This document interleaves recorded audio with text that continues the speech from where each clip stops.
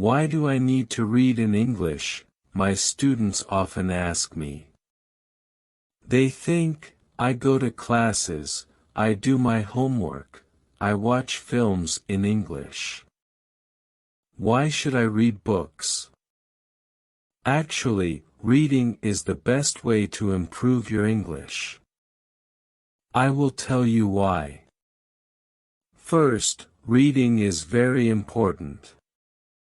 Not only did 1 in 4 people go to university in the past, but now more people go to university. All jobs require more reading and writing than years ago.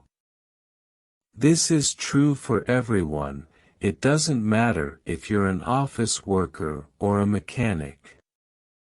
Second, reading will improve your speaking, writing, vocabulary, and grammar better than any other way.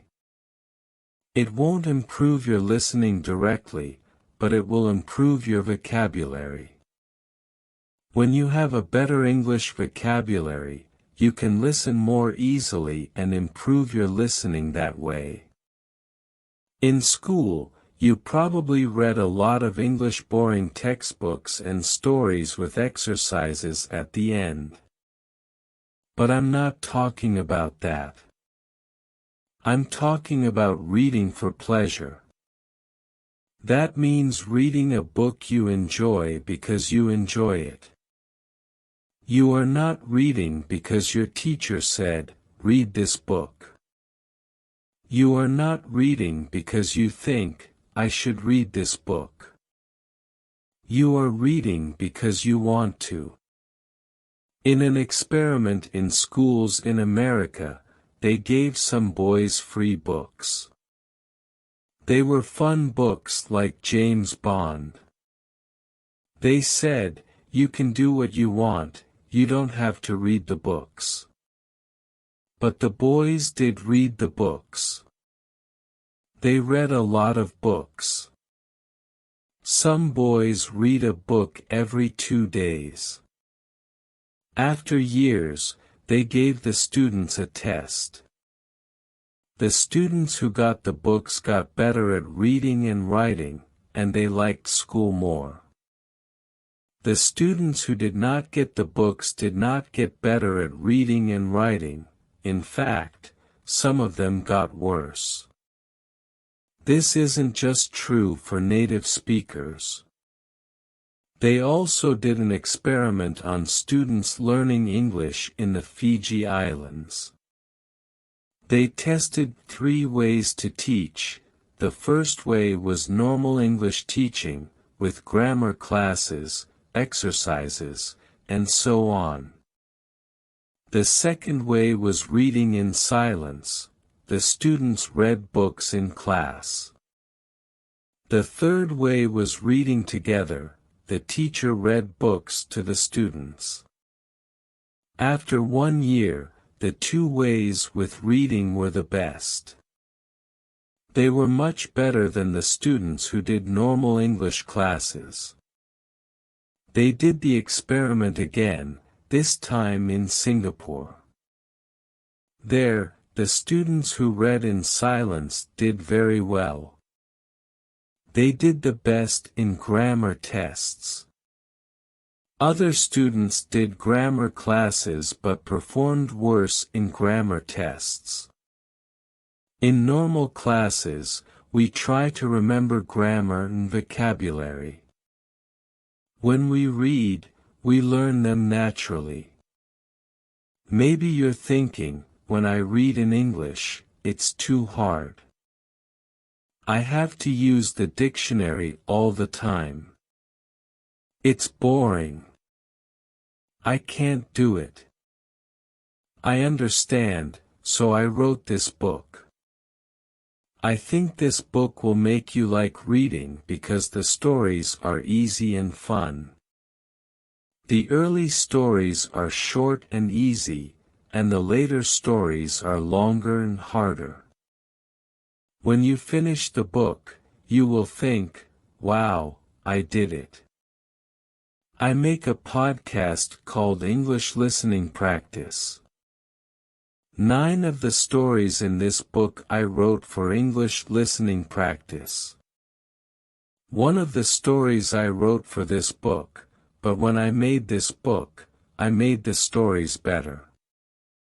Now, you can read the stories at beginner, pre-intermediate, intermediate, or advanced levels. The stories are all fairy tales. Some are very popular fairy tales, but some are not so popular. One of them I wrote myself. Maybe you're thinking, fairy tales are for children. I need useful vocabulary. I need to learn about business and science. That can't be fun. Actually, the vocabulary in these stories will be useful. Mac Quillen did an experiment where he looked at vocabulary in novels. 8% of the words were on academic word lists. These are lists of words that you need to know to study at university. Rolls and Rogers also did an experiment. They asked, if students read 1,000,000 words of science fiction, will they learn important science words for studying at university? The answer was yes. So, yes, fairy tales are useful for you too. But I understand if you still don't believe me. When I learned about all this, I found it hard to believe too. But I like to try new things, and I love learning languages. So, in 2017, I decided to do an experiment. I had wanted to learn Spanish for a long time, but I didn't learn much in normal classes. I said, I will read 1,000,000 words in Spanish. Afterward, I will see what my level is. 1,000,000 words is about 40 novels, so it was a lot of work. I started with very easy reading, like this book. Then I started reading translations of books that I knew in English. For example, I had read Harry Potter and Game of Thrones in English, so I read them in Spanish too. Finally, I read new books in Spanish.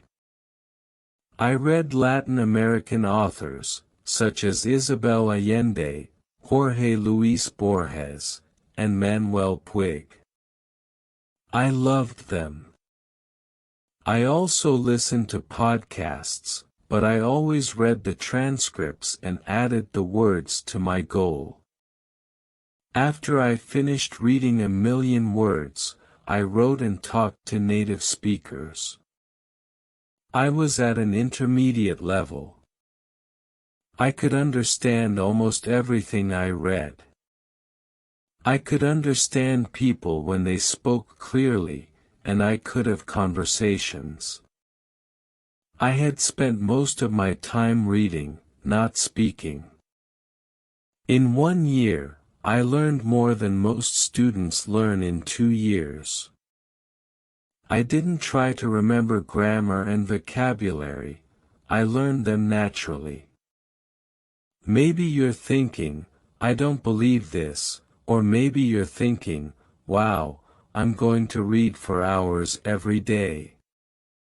But I have to say something very important. You must read books that are easy and fun. If a book is too difficult or too boring, put it down and find another one. Stephen Krashen, an expert in language teaching, says only read things in English that are fun and interesting. Read things that are really easy, that you wouldn't read in your native language because they are too easy.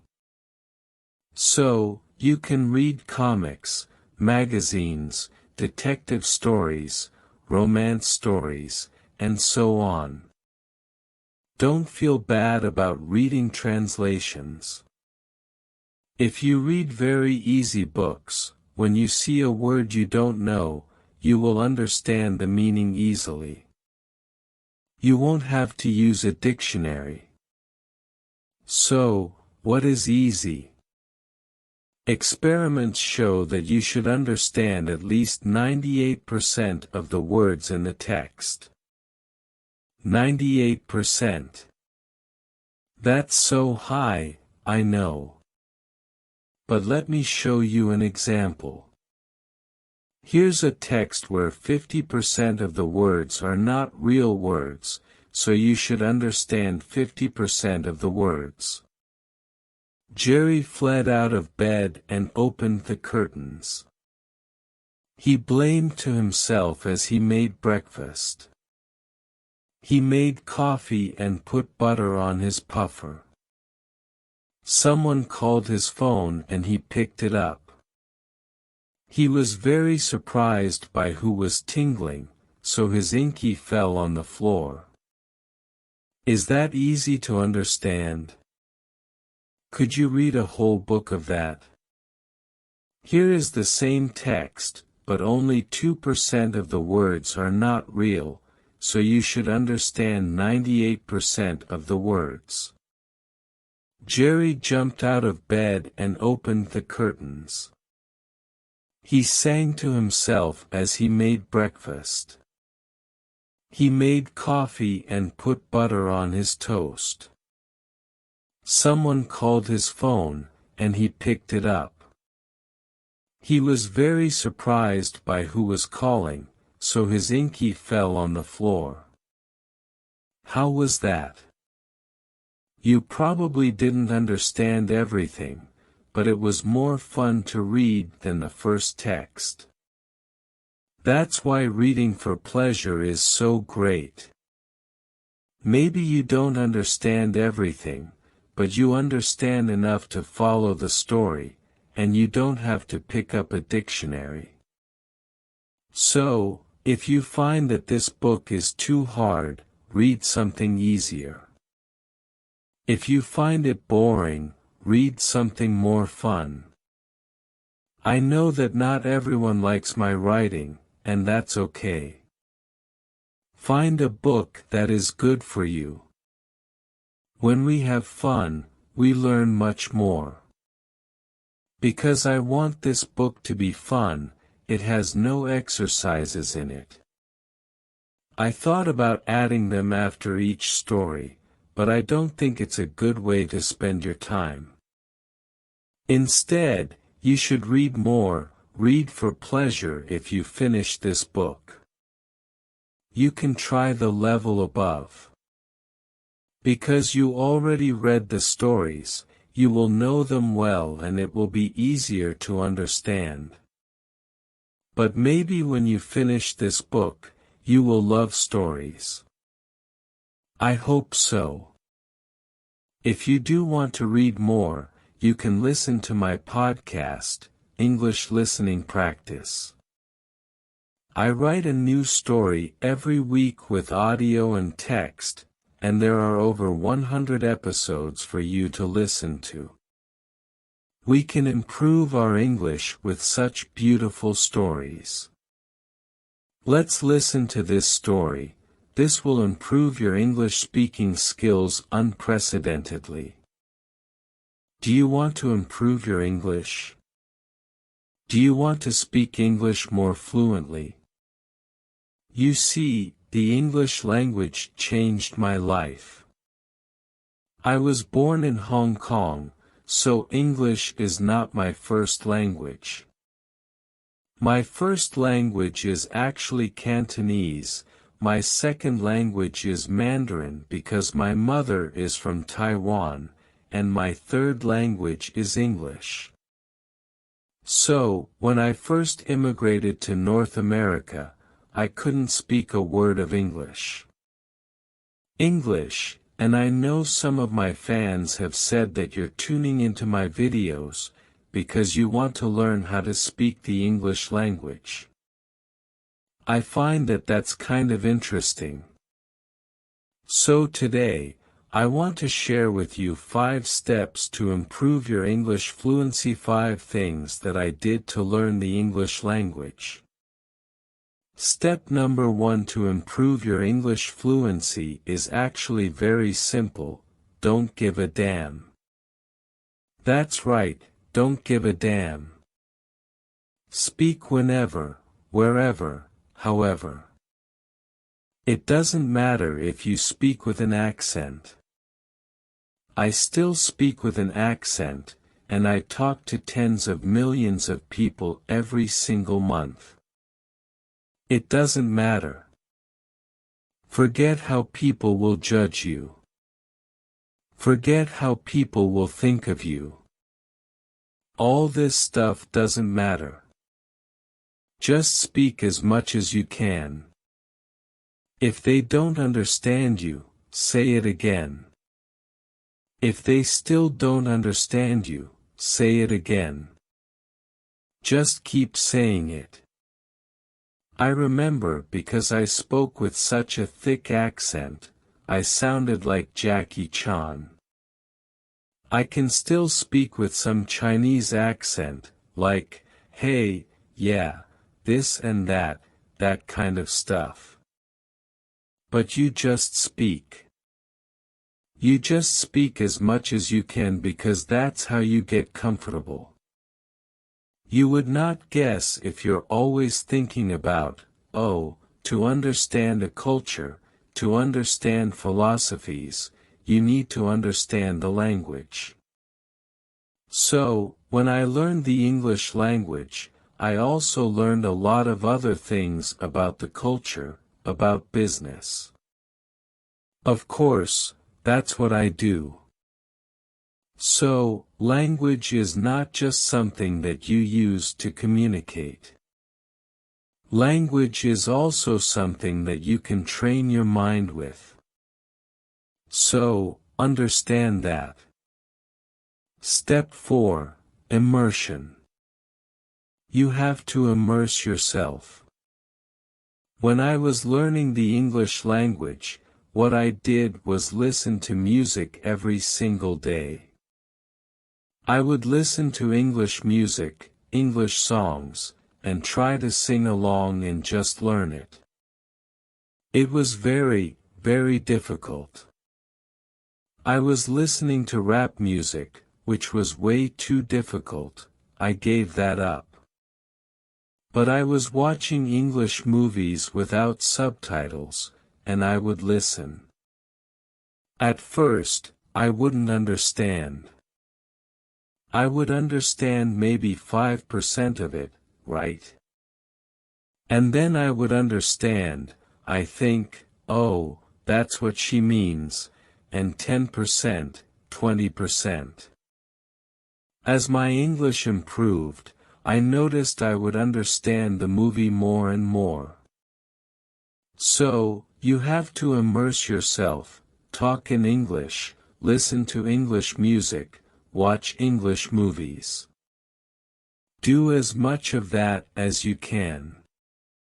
Naturally, you'll pick up the slang, you'll pick up certain stories or phrases. That's how you learn the English language. Then you make it fun. It doesn't have to be, oh, I have to sit down and study. No, make it fun. Talk to people who speak English. Interact, connect, read, watch, and listen. That's how you get good. That's how I got good. Step number 5 to improve your English fluency is to hang out with people who speak English. I know it sounds so obvious, but that's how you do it. I remember in college, I would see groups of people where Chinese students only hung out with Chinese students, Korean students hung out with Korean students, and Japanese students hung out with Japanese students. I did the opposite. I would go and hang out with people who spoke English. I would hang out with Caucasians, I would hang out with people who grew up locally and spoke perfect English. I would just talk and hang out. We would go to the library, and I would try to talk as much as possible, listen, ask questions to get comfortable. Another thing I did was actually get a Korean girlfriend who spoke English. So that's another way to do it. I'm not saying that's the only way to learn, but if you want to learn a new language, talk with people who speak the language. You'll be shocked at how quickly you pick that up, how quickly you can pick up the language. Let me give you a bonus tip, a bonus step if you want it. Step number 6 is going into a state of overlearning. Let me explain. If you are thinking about, let's say, learning a language, let's say you're here and you want to get to this level. The fastest way to get to this level is to actually go into a state of overlearning. Let's take an exercise example. If you want to have a stronger bicep, let's say you're only doing your curls with a hypothetical weight of 20 lbs. That's the amount of strength you have. If you want to make that 20 lbs easier to lift, guess what? Train with 25 lbs. Or 30 lbs. That's over-preparation, over-learning. That's what I mean.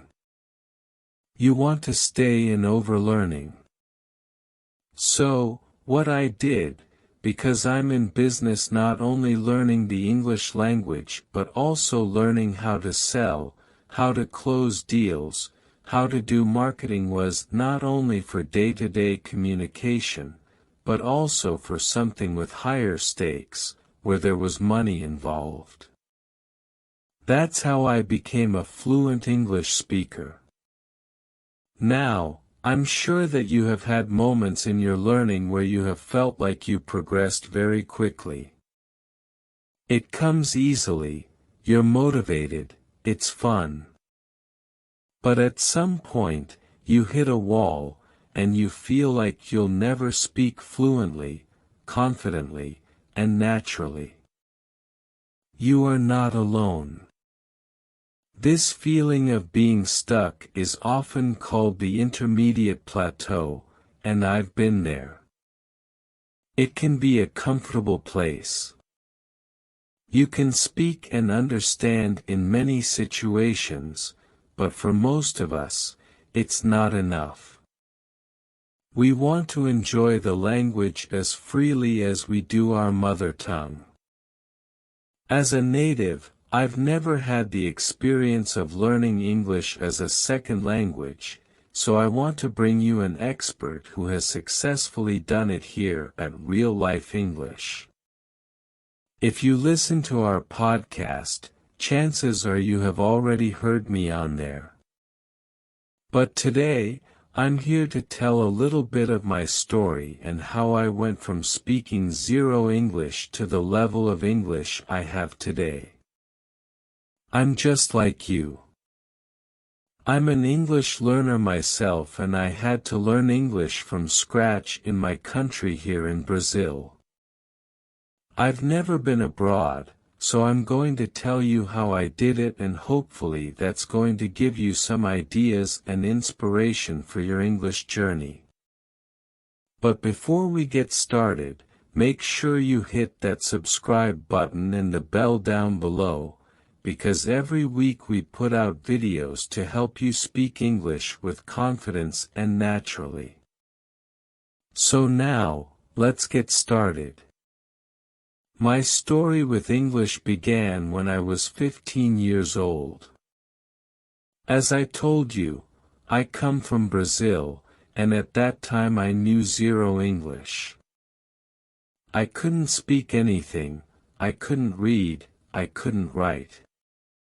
But at 15, something magical kind of happened because I started to have this desire to become bilingual. I don't know exactly why that was, but the idea of using two languages to communicate and express myself was very attractive to me. I remember also that I looked around me. I saw my family, my friends, my social circle, and I realized that no one knew English. So, I started to associate the idea of knowing English with having a better life or having more opportunities. I took an English course, and it was really helpful because I talked to him, and he was kind enough to lend me his old course books.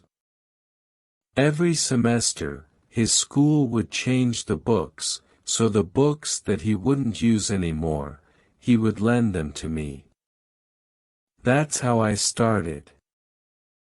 I began by studying with old course books from my friend and a grammar book that he had lent me.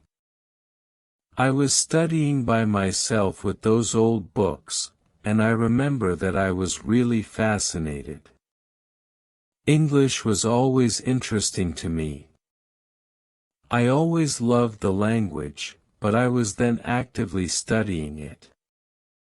I was reading stuff in English, copying stuff from the book that I saw, and I was already very excited because I was using another language to write, communicate, or express myself.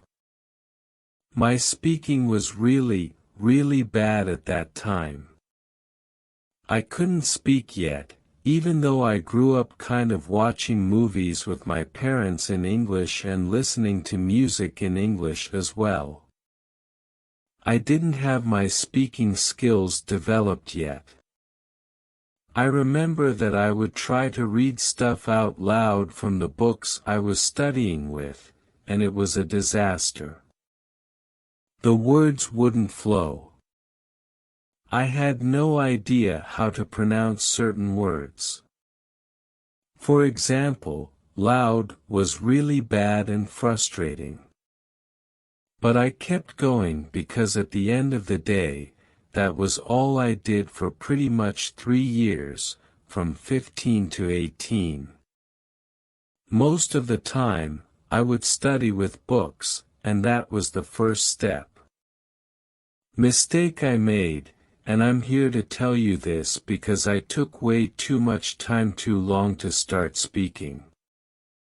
You don't want to do that. At that time, 20 years ago, it was much more difficult to find people to practice speaking with, so I just studied with books. But nowadays, we have so many more cool resources, like apps. Speaking of apps, I can tell you about the Real Life English app, as you probably know. With the app, you can have conversations with people from all around the world at the touch of a button. Plus, you can listen to our podcast there and access the transcripts.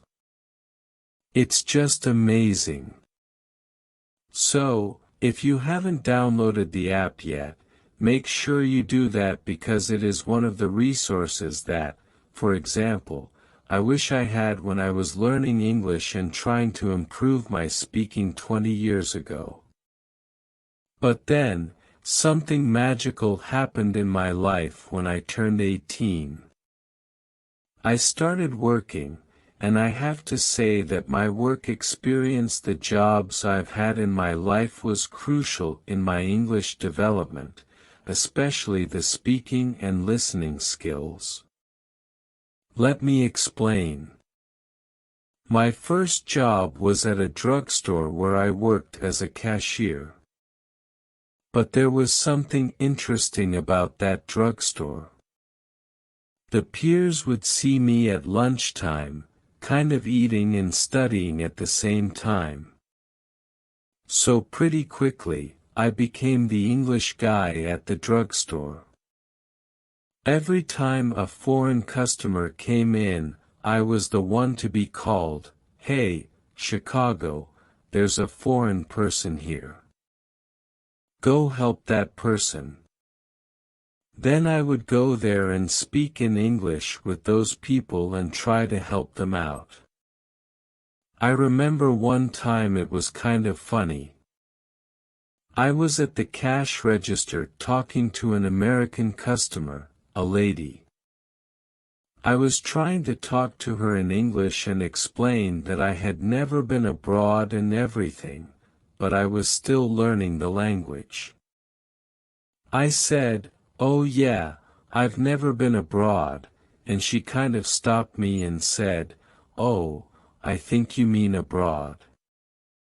I was like, "Oh, abroad.